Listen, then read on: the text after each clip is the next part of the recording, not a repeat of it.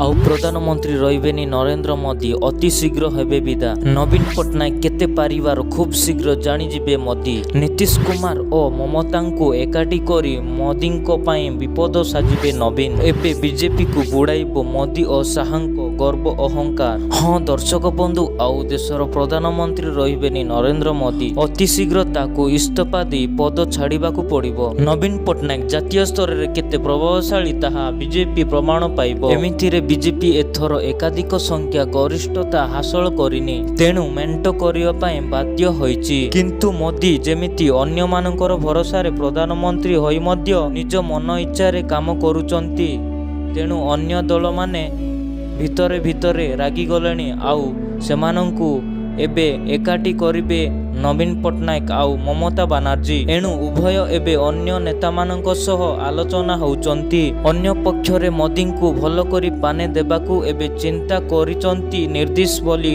ଚର୍ଚ୍ଚା ଚାଲିଛି। ତେଣୁ ଜାଣିଶୁଣି ସେ ନୀତି ଆୟୋଗ ବୈଠକରେ ଯୋଗ ଦେଇ ନାହାନ୍ତି। ତେବେ ସବୁଠାରୁ ବଡ଼ କଥା ହେଉଛି ଏନ୍ଡିଏମେଣ୍ଟର ମମତାଙ୍କୁ ଛାଡ଼ି ସବୁ ମୁଖ୍ୟମନ୍ତ୍ରୀ ଏହାକୁ ବୟକଟ କରିଥିବା ବେଳେ ବିହାରର ମୁଖ୍ୟମନ୍ତ୍ରୀ ନୀତିଶ କୁମାର ମଧ୍ୟ ବୈଠକରେ ଯୋଗ ଦେବେ ନାହିଁ ବୋଲି ସୂଚନା ଦେଇଥିଲେ। କିନ୍ତୁ ବୈଠକରେ ଯୋଗ ଦେଇ ନାହାନ୍ତି, ତେଣୁ ନରେନ୍ଦ୍ର ମୋଦିଙ୍କ ଉପରେ ରାଗି ସେ ଆସିନଥିବା ଚର୍ଚ୍ଚା ଚାଲିଛି। ତେଣୁ ଆଗକୁ ସେ ଯଦି ବିଜେପି ଠାରୁ ସମର୍ଥନ ପ୍ରତ୍ୟାହାର କରିନିଅନ୍ତି, ତେବେ ମୋଦିଙ୍କ ପ୍ରଧାନମନ୍ତ୍ରୀ ପଦ ପ୍ରତି ବିପଦ ସୃଷ୍ଟି ହୋଇପାରେ।